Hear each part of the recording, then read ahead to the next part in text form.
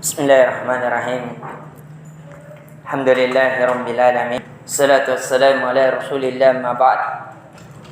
Allahumma anfa'na bima 'allamtana wa 'allimna ma yanfa'una wa zidna ilman.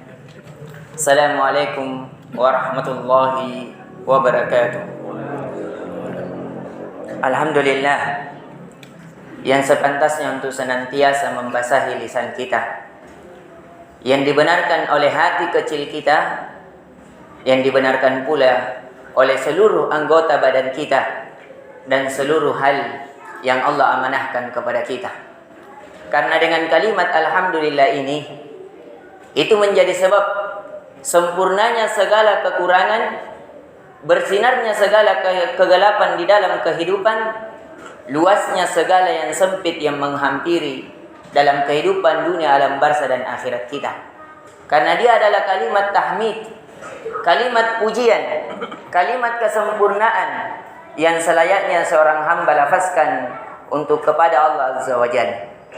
Dan di pertemuan kali ini alhamdulillah kita kembali mengucapkannya, karena Allah melembutkan hati kita untuk bisa duduk sejenak mempelajari dari nama-nama Allah Azza wa Jalla.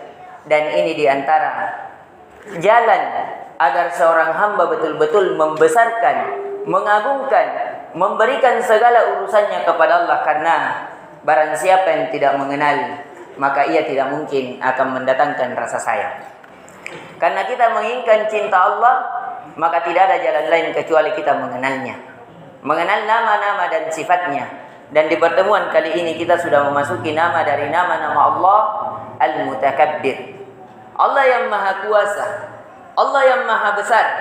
Dan di sini ada kalimat tambahan ta, mutakabbir, bukan mukabbir saja.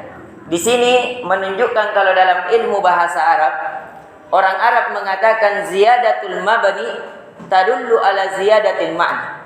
Adanya tambahan huruf pada suatu kalimat menunjukkan adanya tambahan makna.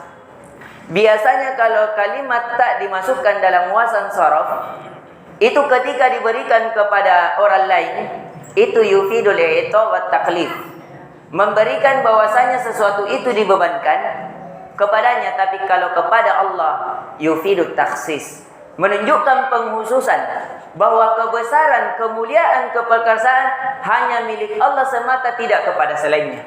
Maka akan kita lihat ayat-ayat yang akan kita bacakan, yang dimana kisah-kisah yang akan kita kisahkan, di mana Allah mencelah yang memiliki sifat-sifat takabbur, sifat-sifat sombong pada dirinya, dan Allah akan menghinakan seorang hamba yang memiliki sifat sombong pada dalam hatinya.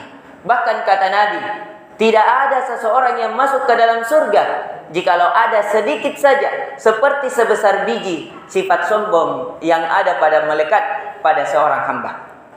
Dan kata mutakabbir ini disebutkan di dalam Al-Quran cuma satu kali. Bisa kita dapatkan dalam surah Al-Hasyr ayat 23, kata Allah Azza wa Jalla, huwallahu alladzi la ilaha illahu al-malikul quddusus salamul mu'minul muhaiminul azizul jabbar al-mutakabbir subhanallahi amma yusyrikun. Di sini Allah mengabarkan bahwa dia al-mutakabbir. Dia adalah maha perkasa, maha besar. Pengagungan seorang hamba tidak boleh diperuntukkan kecuali hanya kepadanya. Dan kalimat mutakabbir ini, ketika orang Ajab memaknainya, orang Arab memaknainya, dia adalah huwallazi takabbaru an kulli su'i. Dia Allah maha perkasa, maha terlepas dari segala keburukan.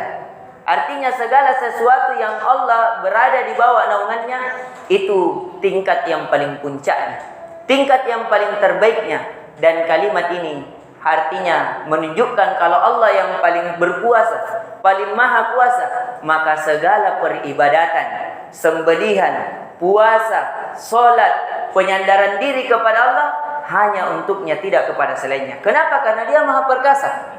Karena dia yang maha perkasa. Maka dari itu, dari kisah yang akan kita kisahkan, sebagaimana yang Allah kabarkan di dalam Al-Quran tentang bagaimana Allah memasukkan orang-orang ke dalam neraka. Kata Allah, innal ladzina yastakbiruna an ibadati sayadkhuluna jahannama dakhirin.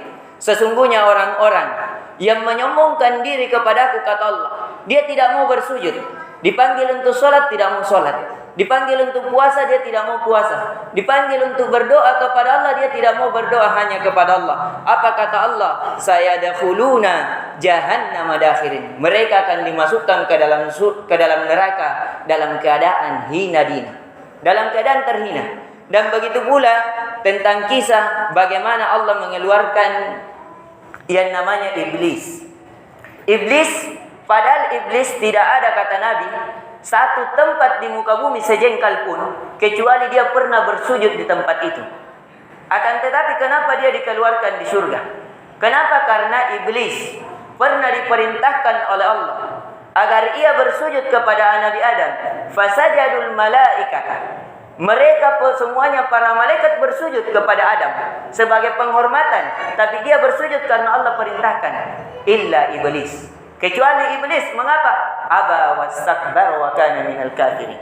Karena dia menyombongkan diri dan dia termasuk orang-orang yang jauh sekali dari Allah. Aba wastakbar wa kana minal kafirin. Dia termasuk orang-orang kufur kepada Allah. Tidak mau melakukan perintah Allah, dia bersombong diri. Maka dari itu di sini memberikan pelajaran ke kita memahami dari makna nama Allah Al-Mutakabbir. Allah yang Maha Kuasa, Maha Perkasa. Di sini menunjukkan bahwa seorang hamba tidak bisa memberikan seluruh masalahnya, seluruh ibadahnya kecuali kepada yang berhak, dan tidak ada yang berhak di atas keberhakan kecuali Allah Azza wa Jalla. Dan di sini juga memberikan pelajaran yang kedua, agar hendaknya kita menghilangkan sifat sombong di dalam hati.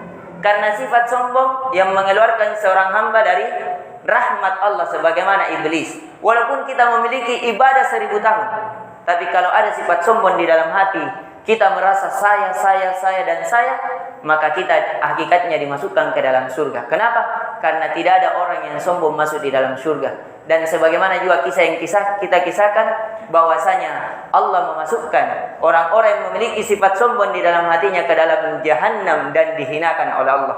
Dan begitu juga dalam hadis, kata Nabi sallallahu alaihi wasallam dalam hadis Qudsi, al-kibriya'u ridai. Kesombongan, kemahaperkasaan itu adalah selendang Allah. Barang siapa yang mengambil selendang Allah, berarti dia mengambil keberhakan Allah. Dan juga disebutkan bagaimana Allah menghinakan kaum Nabi Nuh karena mereka bersombong diri tidak mau mengikuti Rasulnya. Bagaimana dari kaum-kaum yang lainnya, banyak sekali dari kaum-kaum yang telah dihinakan oleh Allah karena mereka menyombongkan diri dari perintah Allah Azza wa Jalla. Di sini semoga bisa memberikan faedah kepada kita agar hendaknya kita senantiasa menundukkan diri kepada Allah. Karena ketika kita menundukkan diri kepada Allah, menghinakan diri kepada Allah, itu hakikatnya ada kemuliaan. Karena kata Nabi sallallahu alaihi wasallam, "Man tawadu'a lillah, rafa Allah." Barang siapa yang menghinakan dirinya hanya kepada Allah, maka Allah akan memberikan kedudukan yang tinggi. Kedudukan tinggi di dunia, alam barzah dan akhiratnya. Semoga kajian ini bermanfaat untuk menghilangkan kesombongan di dalam hati kita dan untuk menundukkan seluruh kemampuan kita hanya kepada Allah, baik dalam ibadah maupun dalam doa-doa kita. Ini yang bisa kita berikan, semoga memberikan manfaat. Subhanakallahumma bihamdik, asyhadu an la ilaha illa anta, astaghfiruka wa atubu ilaik. Assalamualaikum warahmatullahi wabarakatuh.